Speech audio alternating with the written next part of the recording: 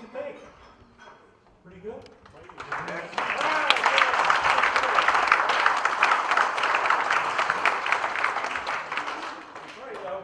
The format is we're going to, I think Derek is going to moderate, and I don't want this to go on real long, maybe 15 minutes, would you say?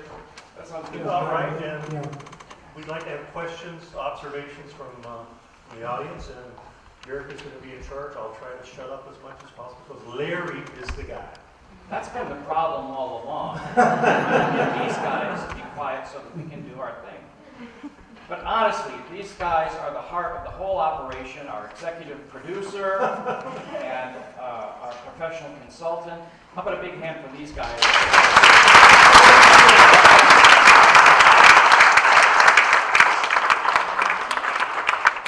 Why don't we start with audience questions about the play itself, and then we'll move into other things.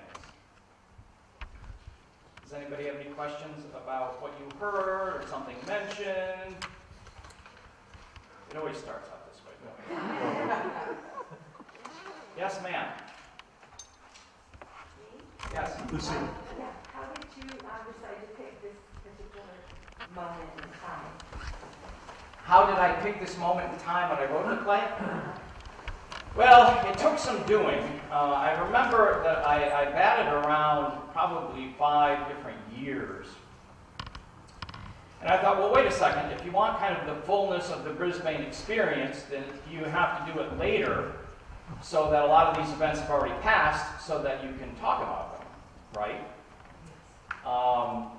And so there was that. But you don't want to get it too late, because at some point, the brothers just stopped speaking to each other altogether. Albert was off in Europe, and there was virtually no contact at all, and so that late doesn't make any sense. There was a lot of litigation that the two brothers were involved in against each other, and that would have been just too contentious for the time allowed for the production, right? So I chose kind of tentatively 1878, and in part because it kind of met the other criteria. In part, I was perusing what was the Batavia newspaper in the summer of 1878, and I found the Homer Hill incident. And I thought, well, there's something to latch onto, something that you could talk about before Albert arrives, right? Something kind of interesting. And then I discovered at about the same time, Emory Upton was in town. And I thought, ooh, eye candy for the crowd, right? A flashy uniform, a local hero, and of course, Michael fit the bill entirely as eye candy, right? So that's largely why I chose that date. Anybody else? No? All right, well, I guess I can't. Here's a problem. I can't see the question. Oh, wait. Okay. Yes. Yes. When did the Brisbanes leave Batavia, and what happened to the house at that point? Larry, you want to feel that one? Well, the owners of the house, George and Sarah, died in the 1890s, roughly. And so they were gone at that point. Their son, James, named after his grandfather, wasn't living there. He was living in New York City, where he wanted to live. He was not interested in the house. So he decided he should sell the house. He had inherited the house. He decided to sell it. And the city of Batavia, by now it's a city, not a village anymore, needed a place for its offices, because its offices had been in Elgin Hall, which was where the County Building No. 1 is now located, and the fire had destroyed it in 1817, I think it was. And so it sort of fell into their lap in a sense. They had this mansion, nobody wanted to live there. They needed offices for the city government. And someone said, well, let's check this out and see if this building is any good. And they discovered to their surprise it was in excellent shape.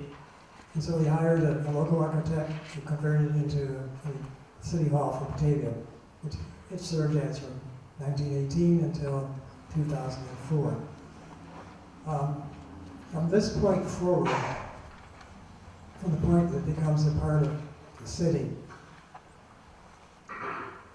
the family itself is really not present.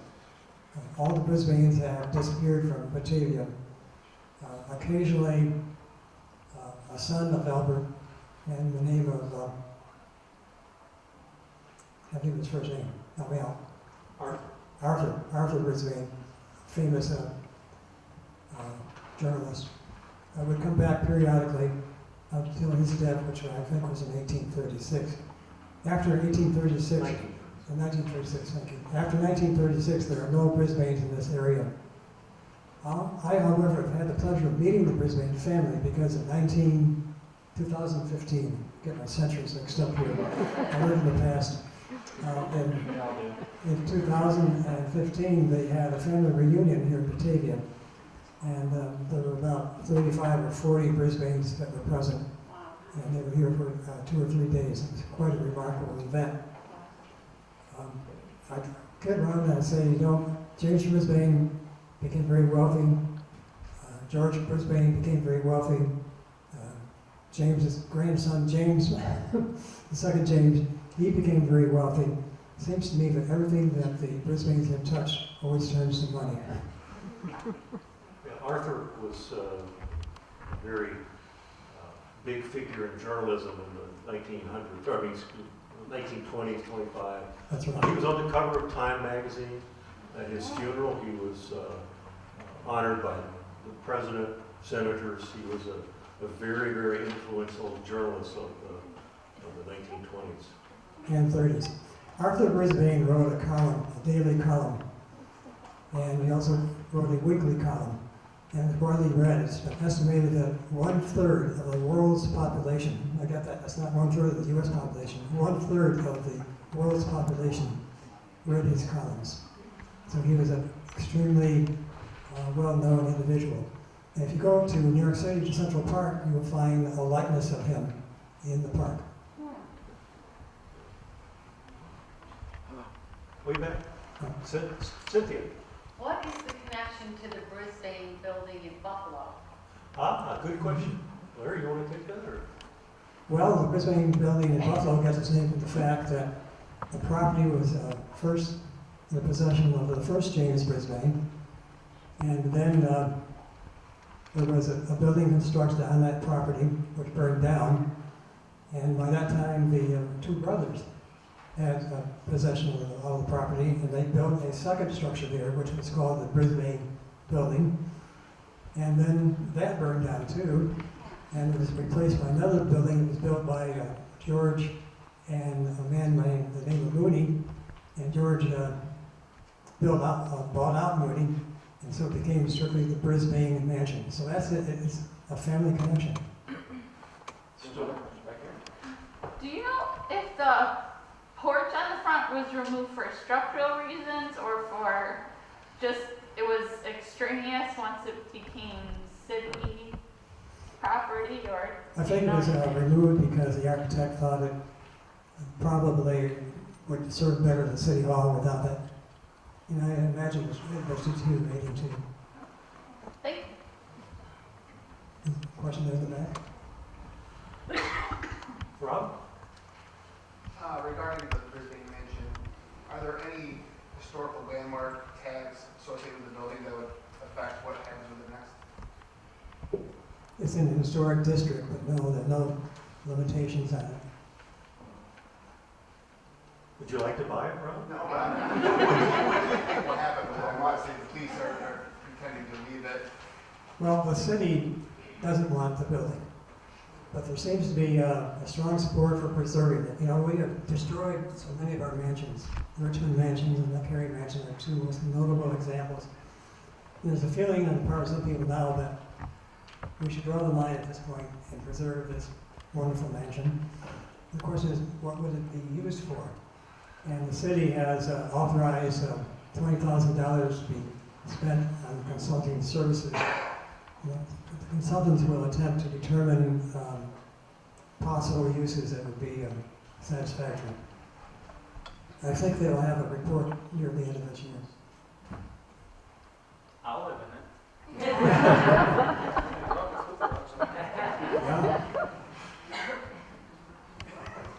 Way in the back. So Larry, I understand that there's a story about the cupola. Do you mind sharing the story about the cupola? Well, I'm not sure which story you're thinking about, but the cupola was allowed to deteriorate. It became city property. And at some point, they decided to tear it down, and some people say it was almost torn down in the middle of the night, so nobody would object too quickly. And it stood without a cupola for several years until the Landmark Society paid for a replica to be built, which was in the 1980s. Is that the story that you're wondering about? That was the story I was. Yeah. Okay. Any other questions? Well, let me ask a question then. So, in the play, Albert mentions that Mary Brisbane was buried just behind the old house. Is that true?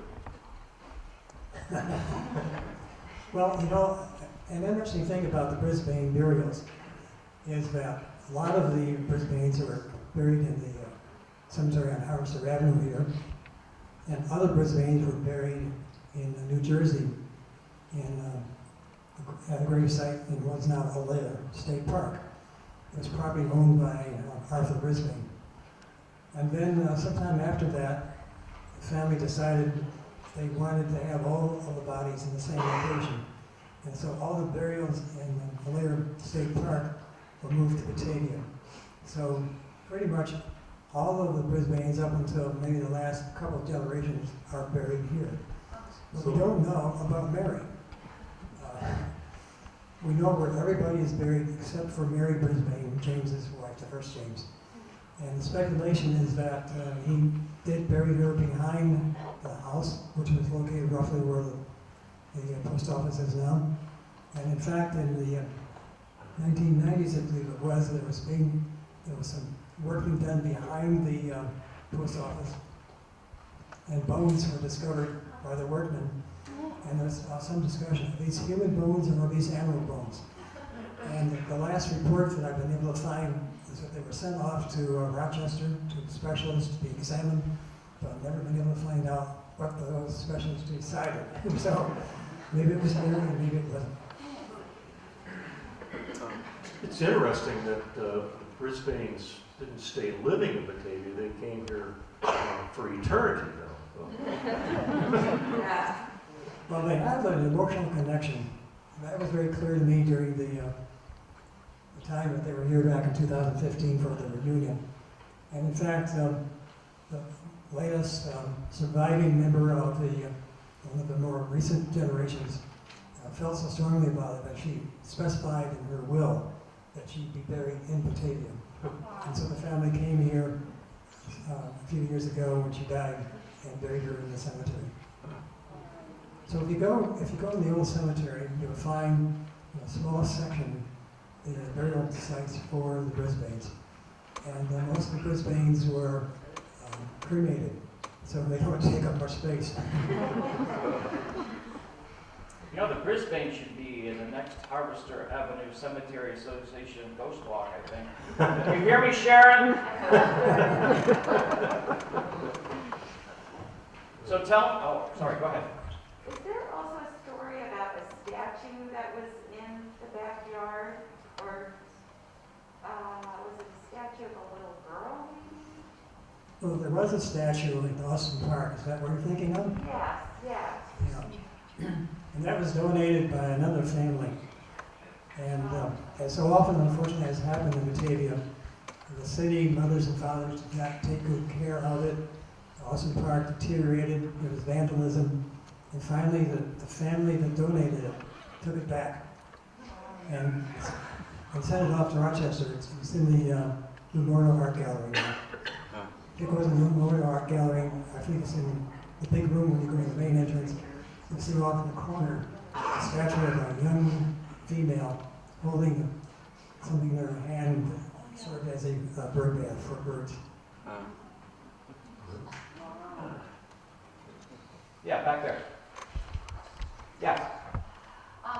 Where did the Brisbanes come from before Philadelphia? And it sounds like their family goes way back.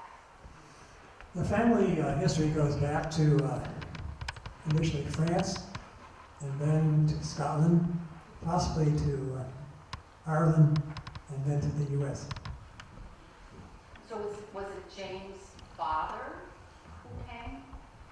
James the grandson? I don't know that it was James' father, the first James' father who immigrated. It may have been a generation before that. I'm not certain. And the Brisbanes had several branches, so they didn't all come at the same time. So I'll ask the next question, I guess. Tell me, was Albert really a bigamist? It sure seems like it to me. Well, that's something we can speculate about, certainly. Speculate! Speculate! Albert's first, put this in quotation marks, wife was a European woman that he met when he was in Europe. I should back up a little bit by saying that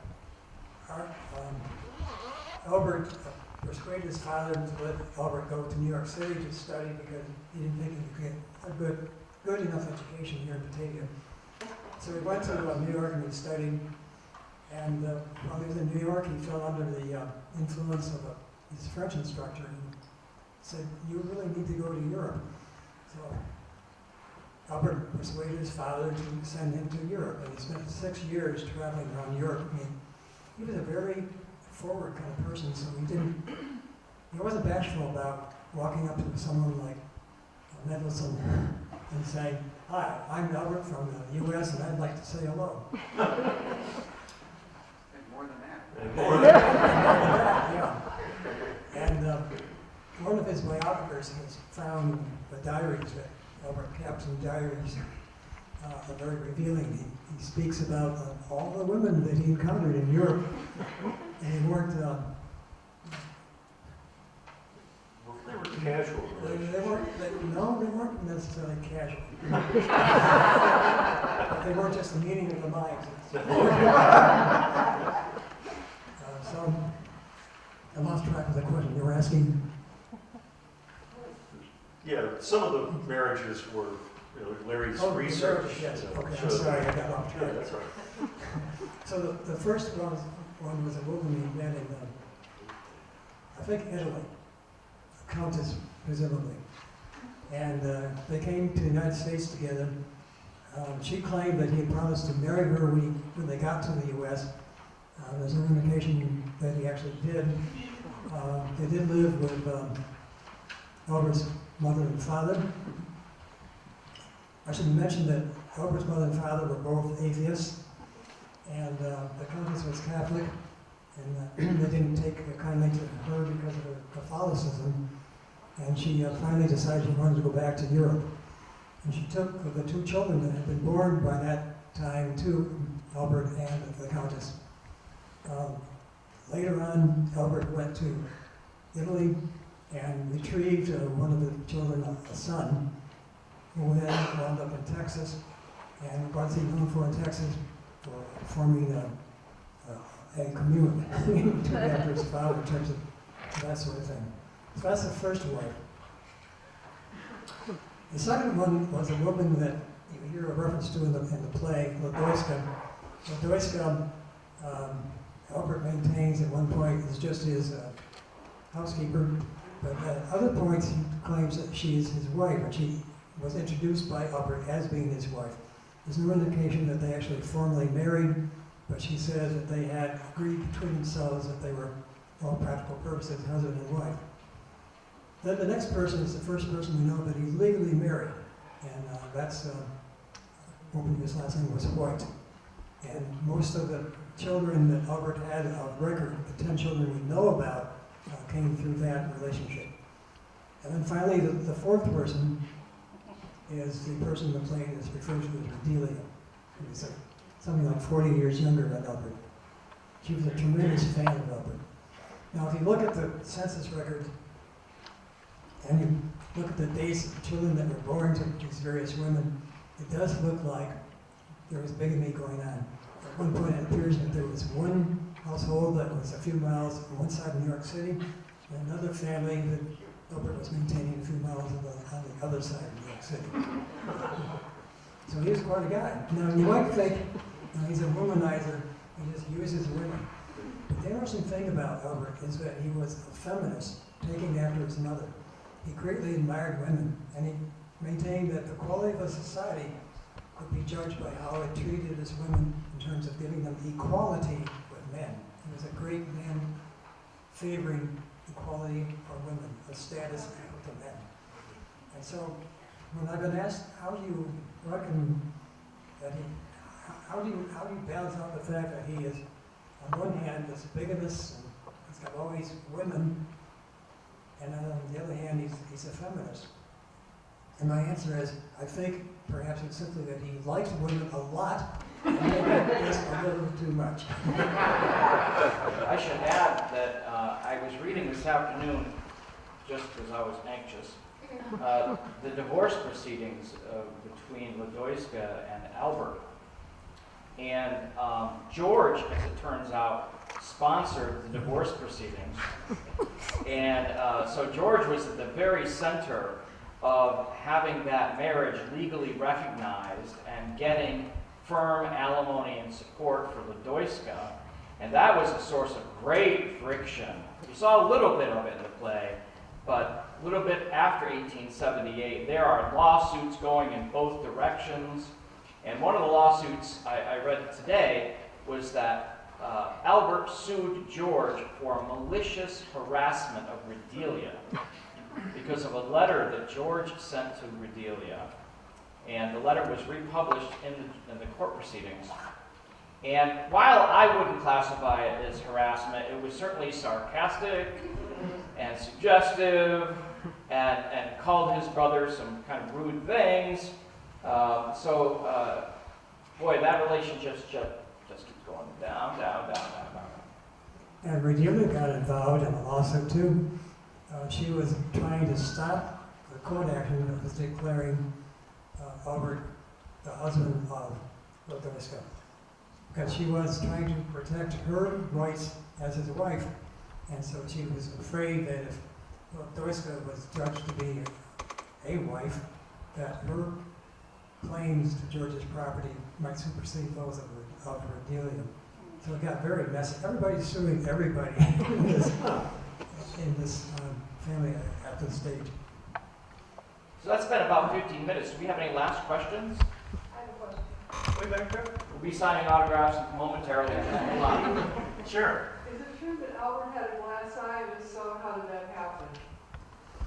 The answer is it's true that he had a glass eye. And the answer to the second part of the question, how did it happen? I've never seen an explanation.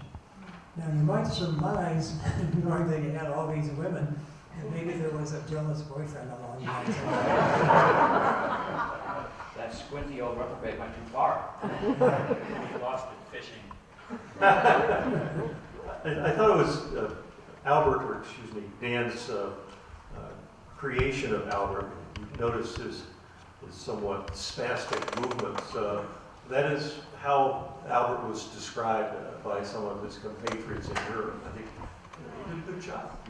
Yeah, wasn't there something by Walt Whitman that described him, Dan? Yes, Walt Whitman said that Albert constantly, what we can say, had the perpetual look of someone contemplating something that he didn't fully understand.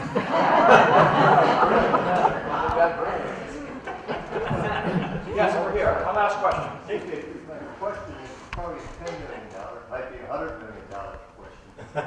What are we going to do with the mansion? Are we going to get a grant? In other words, are we going to, again, it sounds like we need another outlet for mental health, the type of characters we have here. But is that something that we can say for the new? Well, we're waiting to hear what the consultants have to recommend at the end of the year. There have been a lot of ideas I've heard bandied about. Could be a bed and breakfast, could be a suite of offices for professional people, could be museum. Maybe it could be a combination of things like that at the same time. We don't know. I could live there.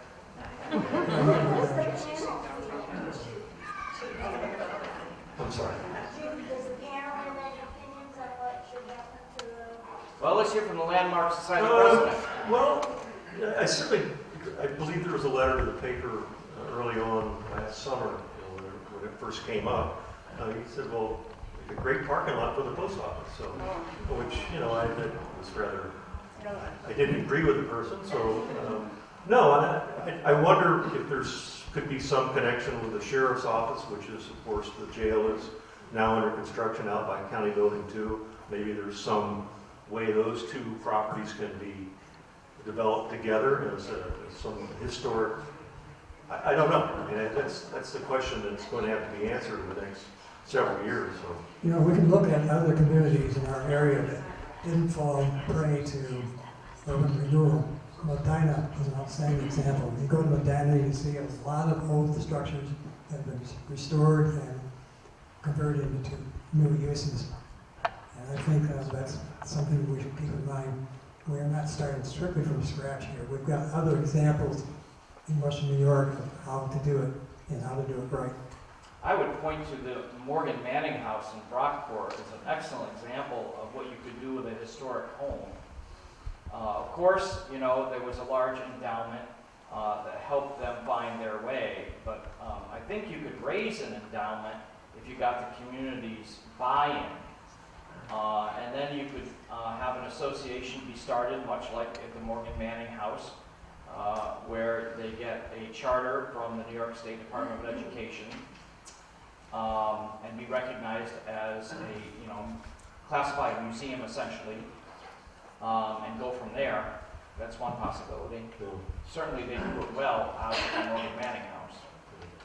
And again, though, I think Larry and I, when this idea was hashed to put on play, we just want to get awareness of the name Brisbane. I mean, let's face it, everybody knows Ellicott because he was the guy that developed, if you will, Western New York. Brisbane, the name, other than the Brisbane Building in Buffalo, doesn't really have a lot. You don't connect with it. And we wanted to start by trying to connect with the name and then move from that point forward, hopefully. Well, thank you all for coming. We appreciate it very much.